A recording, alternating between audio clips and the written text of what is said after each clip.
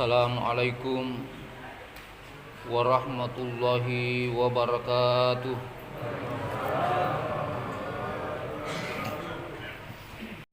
Alhamdulillahi rabbil alamin.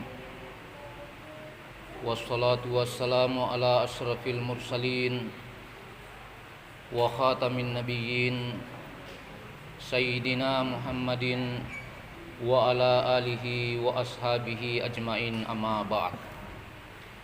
Bapak-bapak, ibu-ibu, hadirin yang saya muliakan dan dimuliakan oleh Allah Subhanahu wa taala.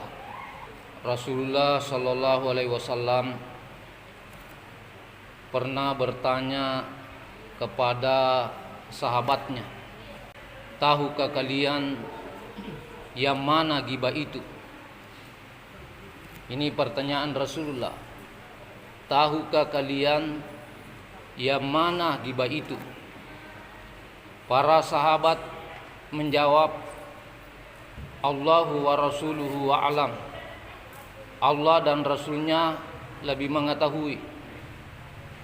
Rasulullah sallallahu alaihi wasallam mengatakan, ghibah itu adalah engkau menceritakan saudaramu apa yang tidak disenangi, apa yang dibenci.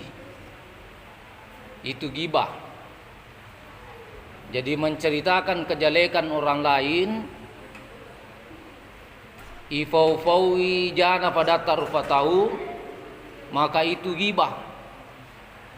Ada sahabat yang bertanya, bagaimana kalau seandainya yang saya ceritakan itu ada pada saudaraku? Maka memang irotona, apa yang saya ceritakan itu adalah benar. Rasulullah mengatakan, jikalau apa yang engkau katakan itu adalah benar, maka itu adalah ghibah. Dan apabila Anda mengatakan sesuatu yang tidak benar, maka itu namanya bahattah, bohong besar. Jadi ada dua kemungkinan ketika kita menceritakan kejelekan orang lain.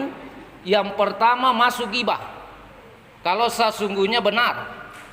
Yang kedua masuk dusta besar, bohong besar, kalau seandainya yang diceritakan itu tidak ada pada saudara kita.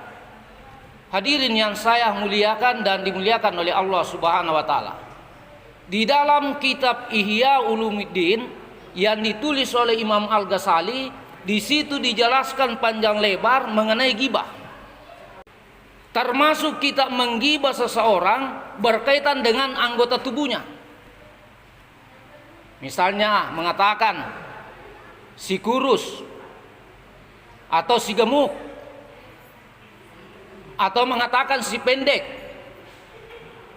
datangi si tinggi, menceritakan anggota tubuhnya. Si hitam, nah bagus kalau seandainya ada manisnya, si hitam manis. Tapi kalau seandainya menjelekkan saudara-saudara kita, maka itu adalah tidak dibenarkan. Yang kedua berkaitan dengan keturunan. Kita juga menceritakan orang lain dengan keturunannya. Termasuk ketika mengatakan bahwa bapakmu kau itu orang pegunungan ji, bapakmu itu orang pedalaman, orang desa, kita ini orang kota bapak tak. Termasuk juga diantaranya berkaitan dengan perilaku seseorang. Seperti ketika melakukan sholat, sholatnya terlalu cepat, sholatnya begitu-begitu ji, puasanya dodongi. Nah, menceritakan seperti itu, menceritakan kejelekan orang lain bisa berkaitan dengan ucapan juga perbuatan. Ucapan mengata-ngatai orang, demikian juga perbuatan, bahkan gerakan-gerakan. Saya masih ingat waktu mahasiswa, ada mahasiswa selesai mengajar dosennya, dia cerita semua apa yang pernah dikatakan oleh dosennya. mana yang paling banyak dikatakan itu yang dicerita. Misalnya dosennya mengatakan itu, nah hitung itu. Oh, selesai kuliah langsung mengatakan 20 itu. Demikian juga gerakan-gerakan hadirin yang berbahagia. Ada yang mencontoh gerakan seseorang, begini gerakannya. Nah, gerakannya dosennya begini. Itu adalah ghibah. Hati-hati terhadap ghibah. Di dalam Al-Quran diperumpamakan memakan bangkai saudara sendiri. Nah, potongan ayatnya Allah berfirman, ayuhibbu ahadukum ayyakula lahma akhihi maita fakarihtumu. Apakah salah seorang di antara kalian suka memakan daging saudaranya dalam keadaan mati? Jadi perumpamaannya orang yang menggibah adalah memakan bangkai saudara sendiri. Al-Quran mengatakan fakarihtumu, pasti kalian membencinya. Kita merasa jijik, hadirin yang berbahagia. Di dalam Al-Quran dikecam orang yang bergibah. Siapa yang biasa bergibah itu? Bapak-bapak atau ibu-ibu? Yang biasa mak gosip? Mana paling banyak? Ya. Di dalam Al-Quran Allah mengecam. Firman Allah mungkin bapak-bapak, ibu-ibu hafal. Wailul likulli humazatil lumazah. Celaka bagi pengumpat dan pencela. Nah ini, wailul likulli humazatil lumazah. Celaka bagi pengumpat dan pencela. Humasa itu adalah mengata-ngatai seseorang, menghina seseorang, merendahkan seseorang. Sementara lumasa adalah itulah yang memakan bangkai saudaranya sendiri, dalam hal ini menceritakan kejelekannya. Kalau kita bicara ghibah ini panjang. Tidak apa-apa juga. Ya. Jadi tidak boleh kita menceritakan kejelekan orang lain karena merusak kehormatannya, merusak nama baik seseorang. Boleh kita cerita kejelekannya orang lain kecuali 6. Jadi wadimu yang cerita jangan pada tahu, tapi 6 hal. Yang pertama bolehnya adalah at-tazallum, mengadukan perbuatan aniaya kepada pihak yang berwenang, pihak yang berwajib. Misalnya ada pencuri, mencuri uangnya masjid. Biasa itu kalau pulang semua sholat subuh ada orang lihat-lihat di mana ini tempat celengan. Ketika ada seseorang yang didapat, maka boleh diceritakan kejelekannya bahwa dia mencuri kepada pihak berwenang, kepada polisi. Boleh kalau seperti itu. Yang kedua, boleh menceritakan kejelekan orang lain adalah al-isti'anah, minta tolong, minta bantuan. Minta bantuan supaya orang yang melakukan perbuatan dosa itu, melakukan kemungkaran, melakukan perbuatan negatif berhenti karena ada yang ditakuti. Biasa itu ada kita takuti. Ada orang tua besar bodinya, tinggi, bawa lagi parang.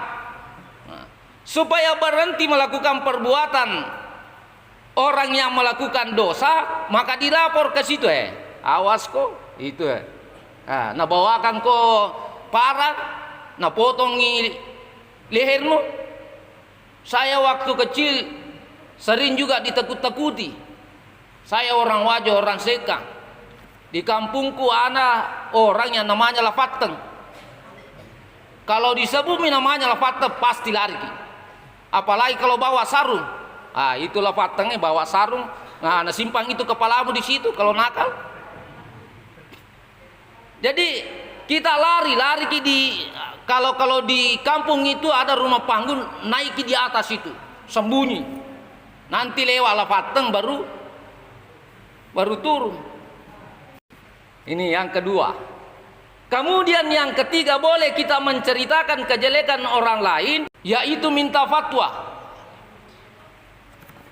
Minta fatwa, minta penjelasan agama.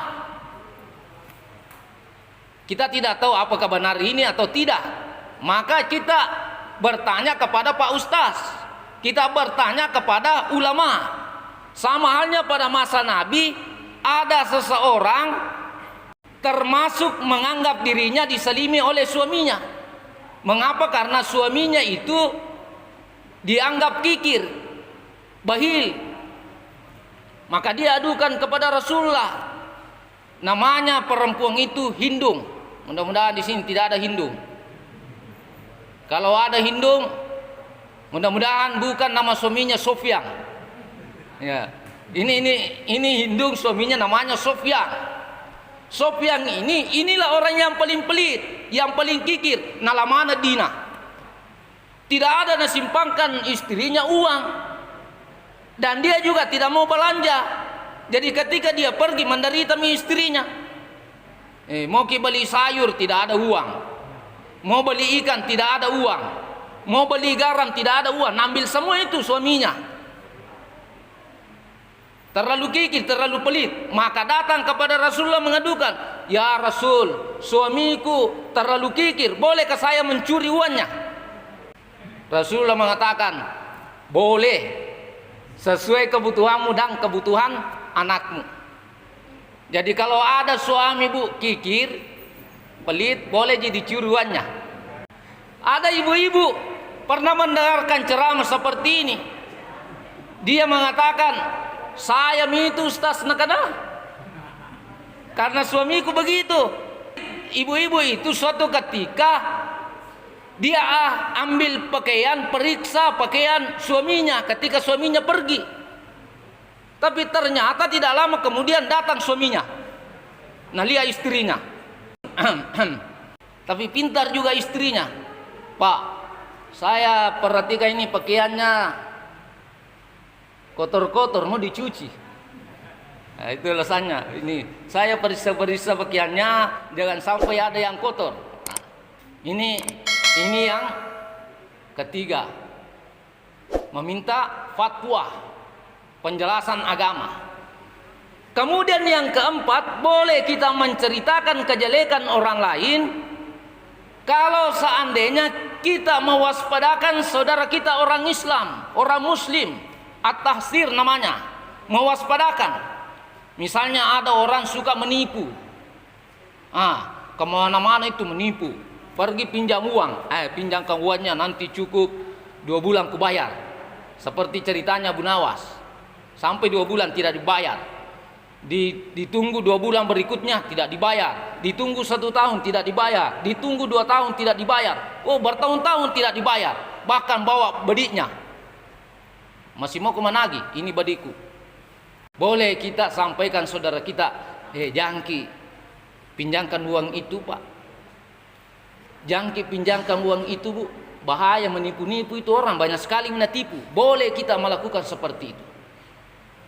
Kemudian yang kelima, boleh kita menceritakan kejelekan orang lain kalau seandainya saudara kita itu sudah terang-terangan melakukan pelanggaran, sudah terang-terangan melakukan dosa. Bahkan merasa bergembira kalau dipanggil seperti itu. Misalnya, kalau disebut namanya si mabuk, maka dia bergembira, boleh kita cerita. Atau tukang tidur, datang lagi tukang tidur. Kalau seandainya orangnya gembira ketika disebutkan nama itu. Kemudian yang keenam, boleh kita menceritakan kejelekan orang lain kalau seandainya kita mau mengenal orangnya. Misalnya di kompleks kita ini ada 6 orang yang bernama Lakanuda. 6 orang ini Lakanuda. Kita tidak tahu Lakanuda siapa. Terutama kalau seandainya mau diberikan uang Lakanuda satu itu, maka kita bertanya Lakanuda yang mana. Maka dijelaskan Lakanuda itu yang panjang rambutnya, yang kurus-kurus, pendek-pendek. Nah, bisa kita cek supaya jelas, tidak salah arah uang itu. Boleh kita cerita seperti itu. Selain daripada enam ini, tidak boleh kita menceritakan kejelekan, tidak boleh kita menggibah saudara kita yang lain. Ada orang itu suka memang menggibah, suka menceritakan kejelekan orang lain. Sedikit-sedikit nak cerita lagi orang. Mengapa begitu? Boleh jadi karena dia dengki, dia iri. Makanya kalau mau tidur, baca terikul. Termasuk diantaranya adalah surah Al-Falaq. Di dalam surah Al-Falaq itu kita minta perlindungan kepada Allah dari kejahatan semua makhluk. Yang terakhir itu adalah wa min syarri hasidin idza hasada, dan dari kejahatan orang yang dengki apabila dia dengki. Kaum muslimin yang saya muliakan dan dimuliakan oleh Allah Subhanahu wa taala. Kalau seandainya kita mau sadar, kita mau menyesali perbuatan ghibah kita, maka ada beberapa syarat yang harus kita lakukan. Yang pertama, menyesali diri. Menyesal kenapa saya ini selalu menceritakan kejelekan orang? Apalagi kalau cerita kejelekan orang, batal pahala puasa, itu salah satu diantaranya. Kemudian yang kedua, perbanyak istighfar, mohon ampun kepada Allah. Yang paling penting di sini adalah bagaimana supaya datang kepada seseorang minta maaf. Bahkan ada ulama mengatakan, ceritakan itu apa yang pernah dilakukan. Kira-kira bisa kita ceritakan orang. Bu, pernah kak dulu ceritanya begini.